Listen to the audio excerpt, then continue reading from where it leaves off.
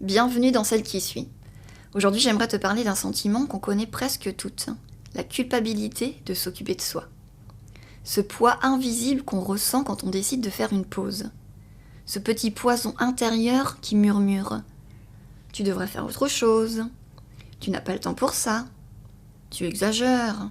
Tu vas bien. » Comme si prendre soin de soi, c'était un luxe. Comme si c'était mal ou égoïste. Pendant longtemps, j'ai cru devoir mériter mes temps de pause. Que je devais être au bout du rouleau pour avoir le droit de ralentir. Et même quand je m'arrêtais, je culpabilisais de ne rien faire. Jusqu'au jour où j'ai compris. M'occuper de moi, ce n'est pas me retirer du monde. C'est revenir à l'intérieur pour me déposer en moi, dans ma maison. Et ensuite, pouvoir rayonner ce repos, ce calme autour de moi. Donc dans cet épisode, je vais te parler de cette culpabilité, de ses origines et surtout de comment on peut s'en libérer. Et si tu ressens l'appel que tu as besoin de poser tes valises, de respirer, de ralentir ou de te retrouver, je t'invite à un atelier que j'offre le 21 juin en ligne sur Zoom. Une séance qui sera douce, intime, un moment pour revenir à soi, entre femmes, sans pression. Je t'en parle plus à la fin de l'épisode. Alors reste avec moi. Je te souhaite une excellente écoute. Et si tu osais enfin écouter la voix qui chuchote en toi depuis si longtemps, celle qui te dit qu'il est temps de ralentir, de te retrouver et de t'aimer. Bienvenue dans le podcast Celle qui suit, un podcast qui t'invite à reprendre ton pouvoir et à te reconnecter à ta véritable essence. Je suis Jenna, thérapeute holistique et exploratrice de l'âme humaine. Depuis plusieurs années, j'accompagne les femmes à travers la guérison des traumas, la reconnexion au corps et la libération des blocages inconscients. Dans ce podcast, je te partage mes réflexions, mes expériences et des outils concrets pour t'aider à revenir à toi tout en douceur. Dans Celle qui suit, on parle d'amour de soi, de régulation du système nerveux, de blessures du passé, mais aussi d'intuition, de mouvement et de tout ce qui peut nous aider à vivre plus alignés et libres, parfois en solo, parfois avec des invités. Je t'invite à un voyage intérieur pour explorer ta vérité, au-delà des injonctions et des croyances limitantes. Alors si tu ressens l'appel de cette reconnexion à toi, abonne-toi au podcast et rejoins-moi chaque semaine pour une nouvelle exploration. Quand tu culpabilises, quand tu t'arrêtes, tu fais une pause. Quand tu ressens ce poids intérieur, quand tu fais quelque chose juste pour toi. Comme dire non, faire une pause, te prioriser. Cette culpabilité, c'est du conditionnement. La psychologue américaine Carol Gilligan nous dit que ce n'est pas anodin, que dès l'enfance, les filles apprennent que leur valeur vient de ce qu'elles donnent aux autres. Être une bonne fille, une bonne femme, une bonne mère, c'est souvent synonyme de sacrifice silencieux. Selon elle, on nous apprend à faire passer les autres avant, à sourire, à ne pas déranger, à s'oublier. Et plus on s'oublie, plus on perd le contact avec ce qui est vivant en nous. Mais le corps, lui, n'oublie pas. Et c'est là que le travail de Gabor Maté vient éclairer encore plus profondément notre expérience. Il explique que quand on a grandi dans un environnement où il fallait être sage, utile, performante ou parfaite pour recevoir de l'amour, on développe un mécanisme très dangereux, le faux self, le faux moi. On devient experte pour sentir ce qu'il faut être pour être aimé. Mais on perd le contact avec notre vérité. Et quand on essaie des années plus tard de s'occuper de soi, même un petit peu, cette ancienne mémoire ressurgit. Et la peur d'être rejeté, la honte de ne pas faire assez, et cette foutue culpabilité de ne pas être une bonne personne. Parce que je me priorise au détriment de l'autre. Je pense à moi avant de penser à l'autre. Et c'est là tout le sujet de cet épisode. C'est qu'en fait, ces médecins, psychologues, scientifiques viennent nous expliquer pourquoi nous, les femmes, développons majoritairement ce sentiment de culpabilité quand on prend soin de nous. Parce que nous avons été éduqués dans un système qui nous cloisonnait à un rôle. Les petits garçons ont été éduqués à ne pas pleurer, à être forts, à se bagarrer, à avoir un bon travail pour ramener de l'argent au foyer. Et de la même manière, les petites filles sont élevées pour être des jolies petites filles, pour être des bonnes petites ménagères, pour être agréables, souriantes, jolies, douces. Voilà, les filles sont élevées d'une manière à être agréables, à prendre soin de l'autre. Donc à le mettre bien, en étant la parfaite petite ménagère, la parfaite petite épouse, la parfaite femme, la parfaite mère aussi, qui donne cette éducation-là aussi à ses enfants, et notamment ses filles. Et c'est comme ça que ça va se répéter, en fait. De génération en génération, finalement, nos mères vont nous élever de telle manière à ce que nous reproduisions cette capacité inconsciente à être une bonne femme. Parce que moi-même, comme toutes les femmes, je ne fais pas exception à la règle, j'ai été élevée comme ça et j'ai reproduit aussi des comportements qui n'étaient pas des miens, des comportements qui étaient des héritages de ma lignée de femmes, comme une espèce de loyauté invisible que ma lignée de femmes, ma grand-mère, mon arrière-grand-mère, ma mère, elles se sont elles aussi sacrifiées. Et bien, pour ne pas être déloyale à ce sacrifice, je dois moi aussi perpétrer ce truc que les femmes doivent avoir ce rôle. Et je dois donc agir comme ça. Je dois me sacrifier pour les autres. Et d'ailleurs, Carol Gilligan l'explique très bien. Donc c'est une psychologue américaine qui est une des pionnières du féminisme. Et elle a vraiment bouleversé la psychologie de l'époque. Mais il y a encore beaucoup de reste aujourd'hui. Affirmant que les femmes ne pensent pas, ne ressentent pas et ne choisissent pas comme les hommes. Pas parce qu'elles sont moins rationnelles, mais parce qu'elles sont socialisées autrement. Dans son ouvrage, Une voix différente, elle montre que dès l'enfance, les filles apprennent à mettre les besoins des autres avant les leurs. Elle développe ce qu'elle appelle une éthique du care, c'est-à-dire une manière de voir le monde ou le lien, la responsabilité envers l'autre, le maintien de l'harmonie, prennent le dessus sur l'affirmation de soi. Plus simple, on apprend aux filles à s'effacer pour ne pas déranger, à dire oui pour faire plaisir, à culpabiliser dès qu'elles pensent à elles-mêmes. Ce conditionnement, il disparaît pas. À l'âge adulte, il se glisse dans nos relations, nos choix de vie, nos silences et même dans nos burn-out.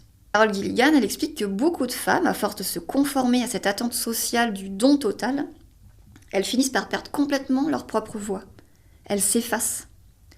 Elles savent ce que les autres veulent, elles savent ce qu'il faut faire, ce qu'on attend d'elles, mais elles ne savent plus ce que elles veulent. Et c'est ça toute l'idée qu'elle défend, Carole, c'est que à force d'avoir porté, un peu comme l'ego de l'épisode d'il y a 2 épisodes, je crois, c'est qu'à force de porter ce costume de la parfaite femme, eh bien, on ne sait plus qui on est. Et c'est là que, du coup, prendre soin de soi, ça devient un acte radical. C'est un acte de désapprentissage, de reconnexion à soi, mais aussi de reconnexion à sa confiance en soi. Parce que s'accorder du temps, savoir dire non, savoir poser des limites, respirer, choisir ce qui est bon pour soi, c'est des gestes simples.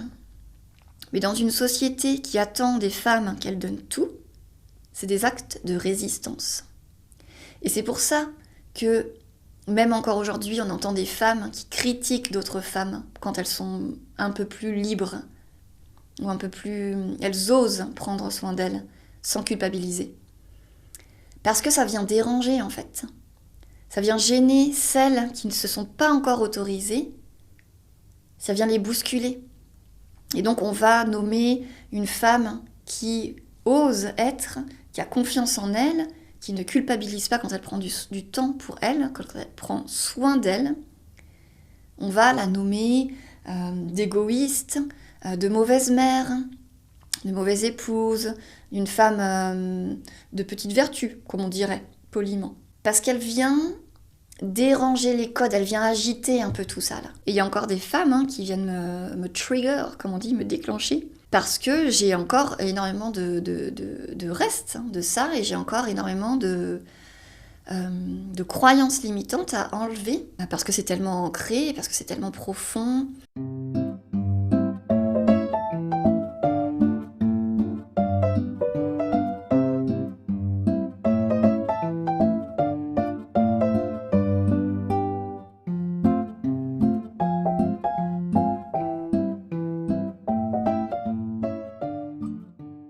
Parce qu'en fait, c'est comme si on a été déformé, si tu veux, pour simplifier. C'est qu'on a tellement été conditionné et on a tellement appris à se comporter d'une manière pour ne pas être rejeté. C'est pareil, c'est de la survie, ça n'est pas des reproches. C'est des constructions psychologiques que je t'explique pour que tu puisses comprendre pourquoi tu peux te sentir coupable parfois. Et le fait de comprendre permet de guérir, en fait, d'amener des solutions. Parce qu'on comprend pourquoi on agit comme ça, du coup on peut renverser ce comportement-là, on peut agir autrement et donc venir mettre de la douceur et changer. Tu vois, quand on commence à se dire « j'ai le droit d'exister même si je ne rends service à personne », c'est pas juste une petite pensée facile. C'est un véritable retournement intérieur. Et ça demande de la confiance en soi. C'est pas une confiance de malade, c'est pas celle qu'on voit sur les réseaux sociaux ou que tu peux afficher quand tu parles dans une réunion. C'est cette confiance tranquille. Celle qu'on construit quand on commence à s'écouter. Quand on ose faire ce qui est bon pour soi, même si ça dérange. C'est ça la confiance en soi.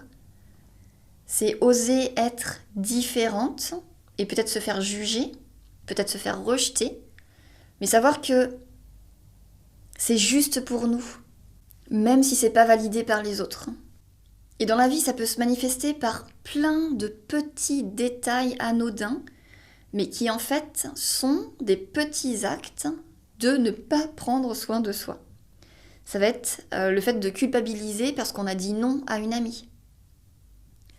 Une mère qui ne prend même pas 1 heure pour elle par semaine, parce que sinon elle va culpabiliser d'être une mauvaise mère. Ça va être une entrepreneuse qui sent qu'elle ne mérite pas de s'offrir un massage ou un petit week-end parce qu'elle n'a pas assez travaillé. Et prendre soin de soi, ce n'est pas juste se faire un masque le dimanche soir, même si ça y contribue. C'est oser se mettre au centre de sa propre vie. Et ça demande de la confiance en soi. Pas la confiance en soi des discours motivants, des mantras positifs, des entreprises pyramidales. Non. La confiance en soi qui se construit dans la lenteur, dans les petits gestes, dans les écoutes, les petites écoutes de soi. Les petits moments où tu te dis « j'ai le droit d'exister pour moi-même. J'ai le droit d'aller bien. » Et ça, c'est pas toujours évident, parce qu'on ne nous a pas appris à faire confiance à nos sensations, à nos besoins, à notre rythme. On nous a appris à performer. D'ailleurs, le docteur Gabor Maté, il parle souvent de cette déconnexion. Dans son travail, donc c'est un spécialiste des traumas, vraiment, très connu dans le monde. Je te mettrai toutes les infos que j'ai citées dans la barre de description. Il explique que lorsqu'un enfant grandit dans un environnement où il doit choisir entre être lui-même ou être aimé, il choisira toujours d'être aimé. Il va apprendre à se couper de ses ressentis, à ignorer ses besoins, à se conformer pour être aimé. Si dans sa famille, moi c'est ce qui m'est arrivé personnellement, on valorise son comportement plutôt que son identité, celui qu'il est, cet enfant va modifier de manière inconsciente son comportement pour être adapté, pour faire partie de sa famille. Parce que nous sommes des êtres humains, donc des êtres sociaux. Nous avons besoin des autres, c'est notre instinct de survie, comme ça, notre cerveau est fait comme ça. Nous avons besoin des autres pour vivre et pour survivre. Et en grandissant, ce schéma, il reste. On continue à croire que pour être aimé, on doit dire oui à tout. On doit faire passer les autres avant nous. On doit cacher sa fatigue. On doit cacher sa colère. Et en faisant ça, on continue à se trahir un petit peu chaque jour. Parce que du coup, on continue de porter ce costume pour s'adapter aux autres. Mais on ne porte pas le costume de notre propre identité, de qui on est nous. On porte le costume de l'héritage de notre éducation familiale, sociétale, scolaire, de nos ancêtres, l'héritage de la croyance collective. Et notre cerveau a appris à se construire comme ça, en s'adaptant. Ce n'est pas mal, hein, c'est de la survie. Parce que nous sommes des êtres humains et sociaux. Notre cerveau a conditionné nos comportements à agir pour être aimés plutôt qu'à être nous-mêmes. Parce que nous vivons dans des sociétés et dans beaucoup de familles qui valorisent la conformité plutôt que l'identité. Et c'est exactement ce que Gabor Maté explique dans bon nombre de ses ouvrages, mais aussi ses conférences sur YouTube, etc. Et moi aussi, j'étais là-dedans. Et je le suis encore. J'ai encore des comportements, de moins en moins bien sûr, mais toujours des comportements ou des pensées qui vont venir, et je sais maintenant que ça c'est du conditionnement. C'est pas moi, Jenna, qui parle. C'est le conditionnement, ou qui pense, ou qui agit. C'est le conditionnement dont j'ai été la victime. Je me souviens très bien, je vais te donner une petite anecdote un petit peu ridicule, mais elle est rigolote et puis elle est parlante, tu vas voir. Il y a un peu plus de 10 ans, j'étais déjà avec mon mari, mais j'étais pas mariée encore avec lui. Et j'étais incapable de lui parler. Je n'avais pas de mots pour dire ce que je ressentais, je ne savais pas poser mes limites. Alors, j'accumulais. Je ressentais beaucoup de colère, de frustration, de rancune envers les hommes, envers mon père. J'avais beaucoup de mémoire à débloquer là-dessus sur les hommes. Les hommes qui m'ont violentée, qui m'ont agressée sexuellement, les hommes qui n'ont pas pris soin de moi, les hommes qui ne m'ont pas écouté. Voilà, j'avais vraiment une dent contre les hommes. Et mon mari en pâtissait beaucoup.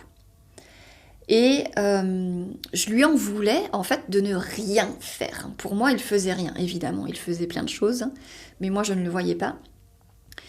C'est sûr qu'il faisait pas beaucoup moins que ce qu'il fait maintenant aussi, puisque lui aussi était conditionné dans lui, son schéma d'être un bon homme. Voilà, et je t'expliquerai après, parce que ces trucs-là de genre, on les a tous. Les hommes vont, à un moment donné aussi, vouloir venir se libérer aussi, se révolter contre ce carcan dans lequel on les a enfermés en tant qu'hommes. Mais là, ce sujet, cet épisode, tu l'as bien compris, il est sur les femmes. Mais chez les hommes, c'est exactement pareil. Donc tu vois, petite parenthèse aussi, c'est que en venant déconstruire les schémas, les comportements que je reproduisais en tant que femme, eh bien j'ai aidé mon mari à déconstruire ces schémas, ces conditionnements qu'il avait en tant qu'homme, aussi par rayonnement. Et c'est pour ça aussi, petite parenthèse, que qu'on travaille sur soi. C'est pour soi, évidemment, pour être bien avec soi, pour bien dormir, pour s'aimer, pour être libre d'être soi. Mais tu vois, par rayonnement, on aide les autres à le faire aussi, tu vois. Donc des fois, c'est aussi un acte de bienveillance envers les autres que de mettre en lumière ses propres merdes, quoi. Donc je ferme la parenthèse, je reviens à mon anecdote. Donc je lui en voulais de ne rien faire. Surtout aussi parce que quand il faisait pas comme je voulais. Mais ça, c'est un autre épisode. Un jour, j'en ai eu marre qu'il ne nettoie jamais la gazinière. Et pour le coup, il ne le faisait vraiment pas souvent. Vraiment, vraiment. Genre 2 fois par an, quoi. Et du coup, à force, j'en ai eu marre de le répéter, en fait. J'en ai eu marre de lui répéter. Et moi, comme je te le dis, j'étais hyper en colère, frustrée. Voilà, j'avais beaucoup de rancune envers lui. Et en fait, je ne savais pas encore, mais c'était déjà le début de mon émancipation en tant que femme. Et un jour, j'ai décidé de ne plus nettoyer cette gazinière et de voir combien de temps il allait mettre pour la nettoyer, cette foutue gazinière. Et c'était un geste tout bête, qui est un peu absurde, c'est ridicule. Mais en fait, c'était un acte d'affirmation. C'était un acte maladroit, mais un acte quand même. C'est la première fois que je m'écoutais, moi, Géna, et non pas moi, femme, Géna. C'est la première fois que je me disais, je m'autorise à être moi, même si c'est pas confortable pour lui. Et ça a l'air de rien comme ça. Mais ce petit acte absurde m'a fait prendre confiance en moi.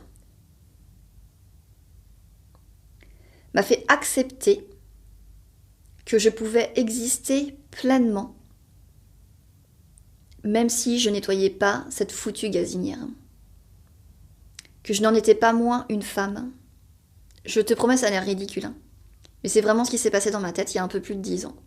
En nettoyant cette gazinière et en attendant, parce qu'évidemment, tu te demandes combien de temps il a mis, je te le dirai à la fin. Comme ça, tu vas rester jusqu'à la fin.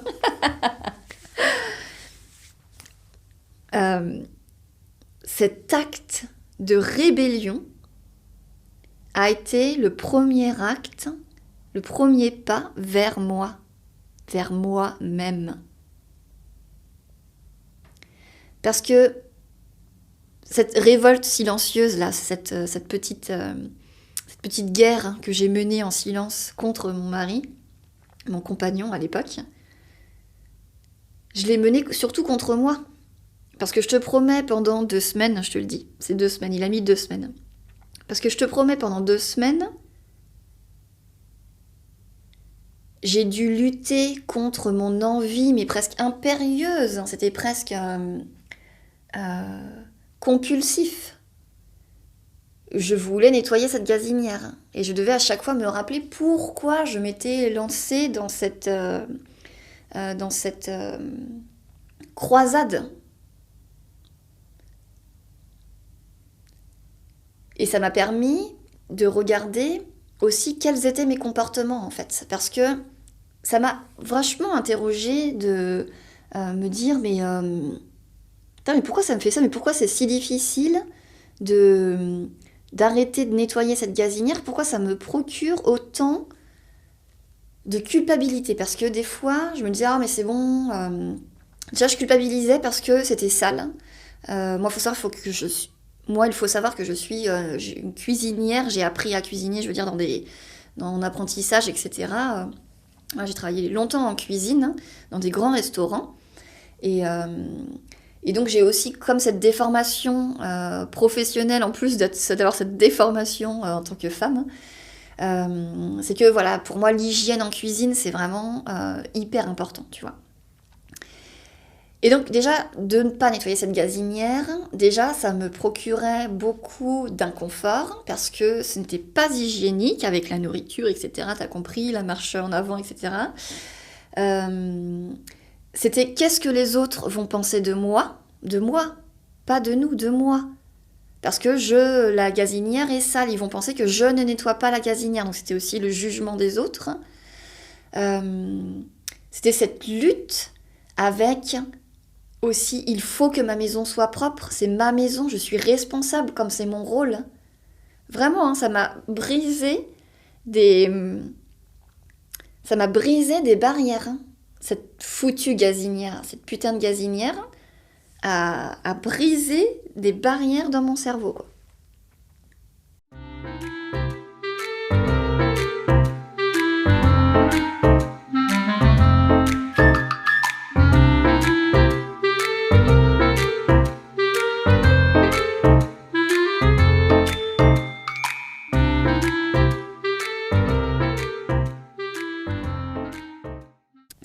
Autant dans mon couple, cette fameuse histoire de la gazinière a, a quand même déverrouillé pas mal de choses et a fait évoluer notre couple, et surtout moi. Hein. Mais dans ma vie personnelle, je n'arrivais pas à appliquer ce que j'arrivais à appliquer au sein de mon couple. Et je me sentais comme une merde en fait, parce que combien de fois je n'ai pas osé demander de jours de congé à mon boss parce que je n'ai pas osé. Combien de fois j'ai dit oui à un remplacement, un extra, etc. Parce que je n'ai pas osé dire non. Combien de fois je n'ai pas été augmentée parce que je n'ai déjà même pas osé demander. Parce que j'avais tellement pas confiance en moi que j'étais, pour moi, complètement illégitime à vouloir demander quelque chose que je ne mérite pas. Parce que déjà, ce que je faisais, le fait de me dévouer à mon travail, à mon couple, à mon homme, à mes amitiés, n'était déjà pas suffisant dans mon système de pensée, pour te dire que je pars de loin, hein, vraiment. C'était déjà pas suffisant. Donc même si je donnais tout aux autres et je ne gardais plus rien pour moi, c'était déjà pas assez, selon moi. Donc évidemment que je ne méritais pas de demander une augmentation, de prendre un jour de congé, de poser mes limites. Parce que je pouvais mieux faire. Et c'est là que c'est hyper insidieux. Et c'est là que le travail de Gabor Maté est essentiel à mettre en corrélation avec celui d'une Carole Gilligan, par exemple, d'une psychologue. C'est que ce conditionnement, qu'il soit culturel, sociétal, social, ou traumatique, eh bien, il perdure à l'âge adulte. Et c'est ce genre de conséquences qu'on va pouvoir voir. Ça va être aussi de la frustration, le fait d'être très dur avec soi-même, d'être plutôt cool avec les autres, je veux dire plutôt de pardonner les autres, d'être plutôt conciliant avec les autres, mais de ne l'être absolument pas avec soi. Voilà, d'être bienveillant avec les autres, mais de ne pas l'être avec soi. D'immédiatement se juger, d'avoir mal fait, d'avoir pas assez bien fait. Et quand je suis devenue mère, donc même si j'avais commencé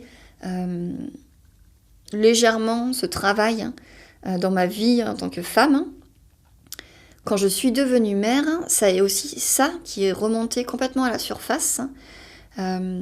C'est que là maintenant, j'avais un vrai petit être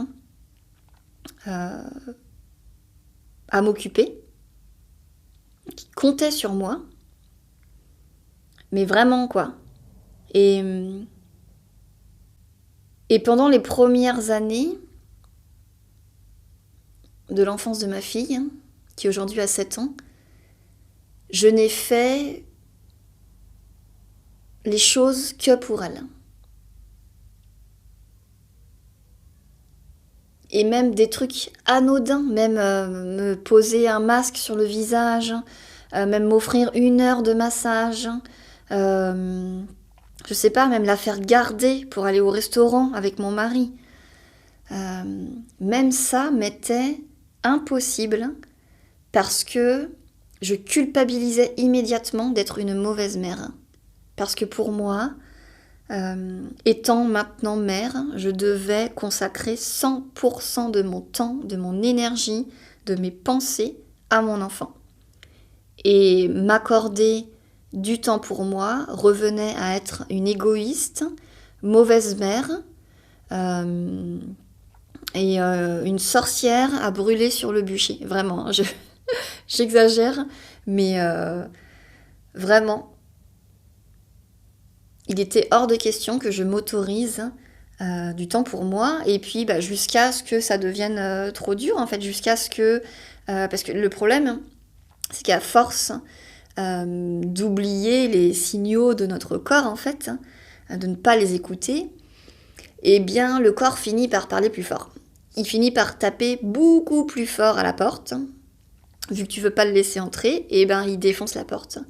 Et donc, ça va se passer par des crises d'angoisse, pour ma part, des maux du corps, ça peut être des maladies physiques, des maladies psychologiques, des burn-out, dépression, voilà, ça va se traduire par tout ça, en fait, parce que on continue de faire passer l'autre avant ses propres besoins. Et à terme, ce n'est pas viable. C'est un peu comme l'histoire dans l'avion. Tu sais, il t'explique toujours quand les masques à oxygène ils descendent du plafond. Tu mets le masque à oxygène d'abord sur toi, puis après à ton enfant ou à celui qui est à côté de toi. Parce que si toi-même tu manques d'oxygène, tu pourras aider personne. Voilà, on sera tous les deux sans oxygène. Le fait de d'abord mettre le masque à toi te permet d'avoir de l'oxygène et donc d'aider ensuite les autres.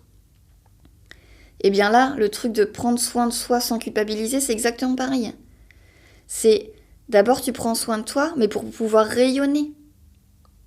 Moi, en tant que thérapeute, en tant qu'accompagnante, je me fais suivre, je me fais coacher, j'ai une psy, j'ai des personnes qui m'aident à développer mon activité, j'ai une babysitter, mon mari est très présent et fait sa moitié de part, quoi. Parce que en tant qu'accompagnante, qui serais-je si moi-même je ne me faisais pas aider, si je ne me faisais pas élever? Je serais une mauvaise accompagnante. Parce que je peux pas te parler de trucs et t'aider sur des sujets si moi-même j'ai pas travaillé dessus. Donc ça, c'est essentiel. Eh bien, c'est exactement pareil avec le fait de prendre soin de soi pour mieux prendre soin des autres, en fait. Parce que quand moi, mon système nerveux, il est apaisé, quand j'ai respiré, j'ai bougé, je suis bien dans mon corps, je suis bien dans ma tête, parce que j'ai travaillé sur moi, et bien ensuite, je suis à l'écoute des autres. Je suis à l'écoute de ma famille, de ma fille, de mon mari. Je peux être là pour eux, parce que je suis présente, je suis dans mon corps, je suis bien, je suis apaisée. Je me sens bien dans mes baskets. Je sais poser mes limites, je sais exprimer mes besoins. Et je peux leur apprendre aussi d'ailleurs à faire ça aussi. Donc c'est pour ça que la culpabilité, c'est vraiment du conditionnement, en fait. On t'a appris à culpabiliser de prendre soin de toi parce que t'es une femme et que tu dois, en fait, t'occuper d'abord des autres. Mais ça, c'est faux. C'est un conditionnement à la con de 1950 et ça n'a plus aucune valeur aujourd'hui.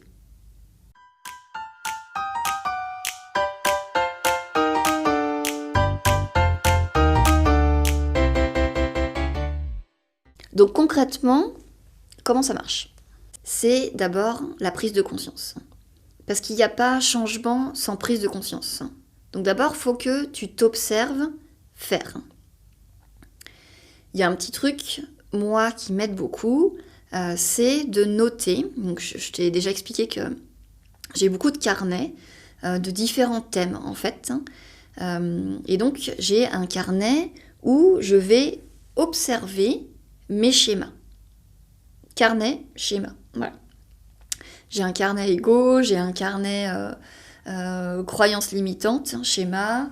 J'ai un carnet de discours intérieur. Enfin voilà, j'ai plein de petits carnets comme ça qui me permettent d'explorer d'où viennent mes pensées et donc mes comportements. Donc la première étape, c'est la prise de conscience.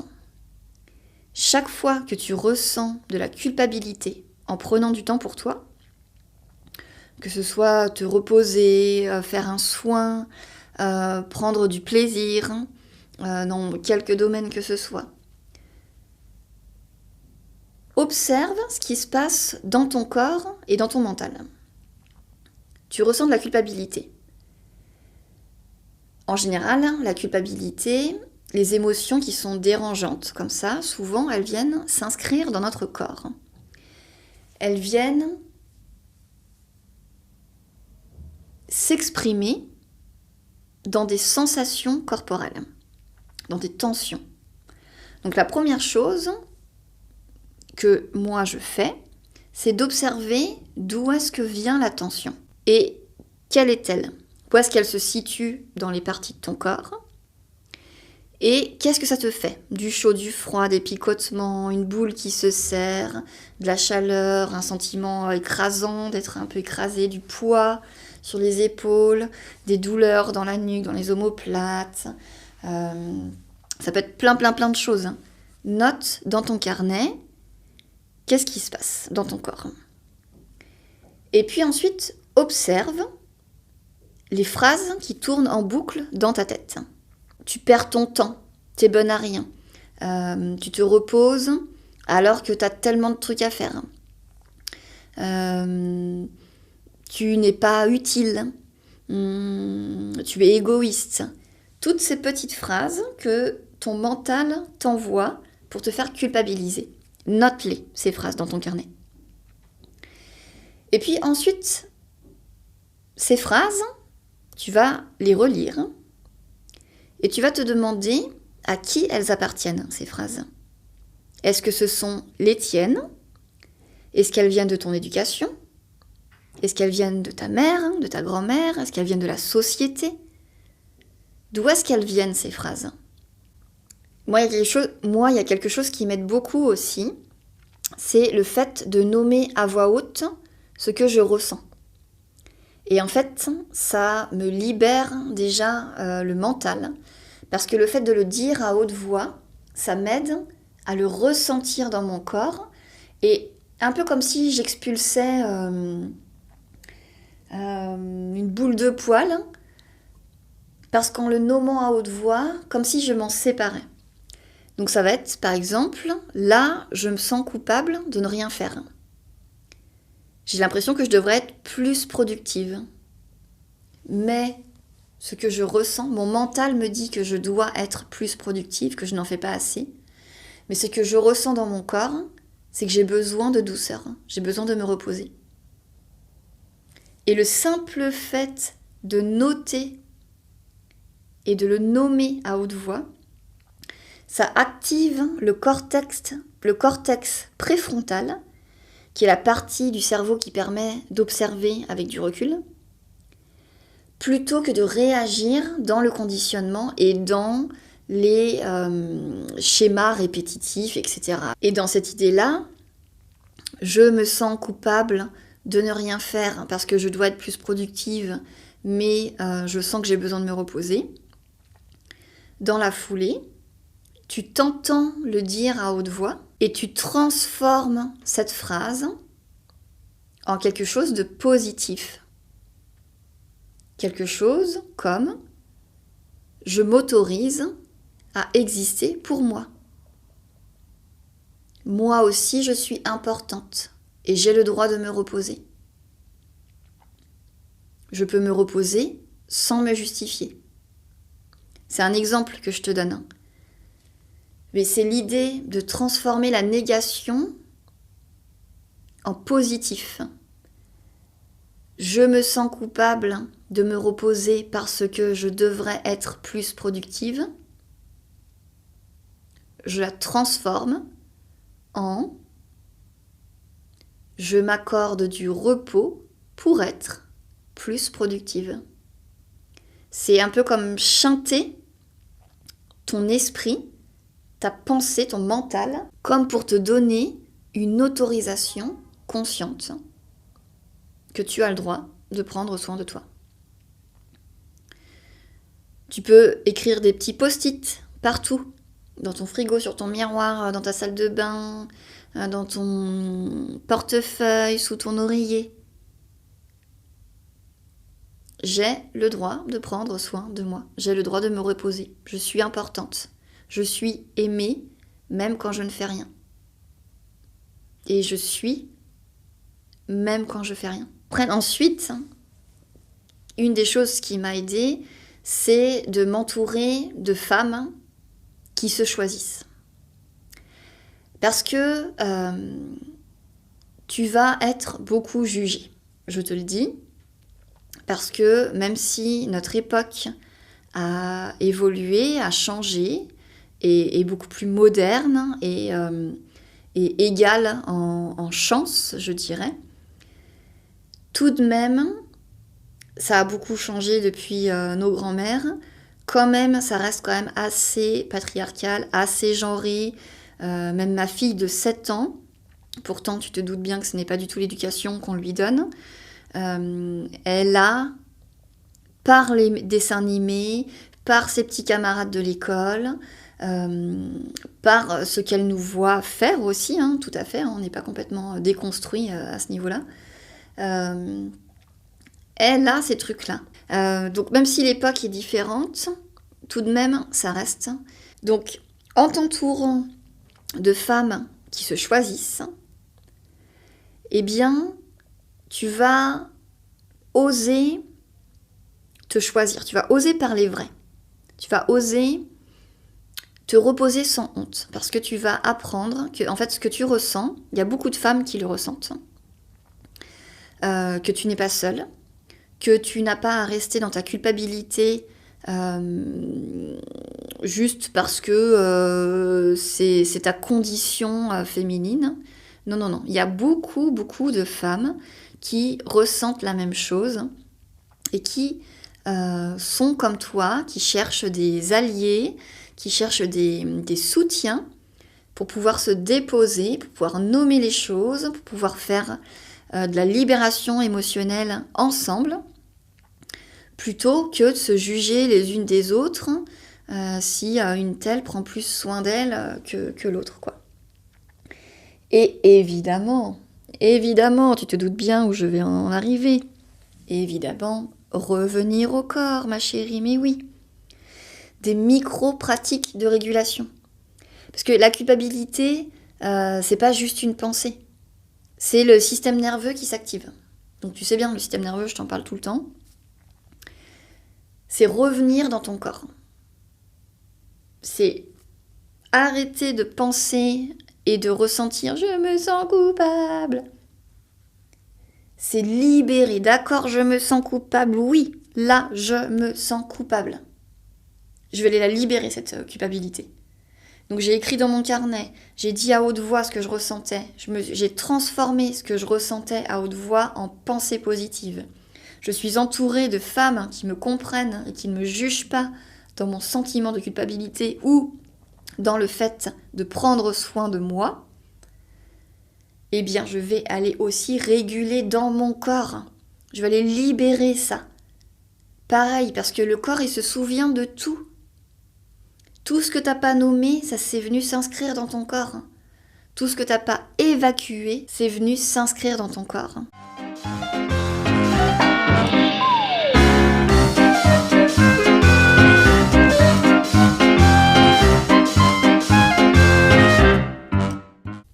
Ce qu'il faut bien comprendre, c'est que, tu sais, si tu dis oui aux autres, en fait, tu te dis non à toi. Et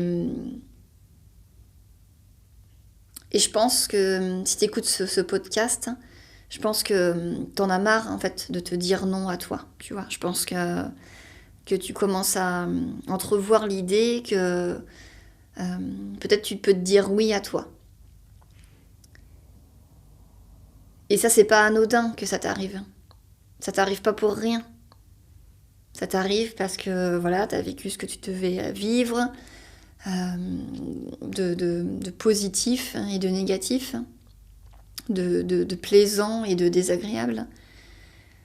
Et que là, ça y est, t'es prête. T'es prête à faire autrement, à voir autrement, à penser autrement. Donc pour ça, faut que t'acquières la confiance en toi. Et pour acquérir la confiance en toi, il faut que tu trouves ce mélange subtil entre faire ce qui te fait plaisir et revenir à l'intérieur de toi.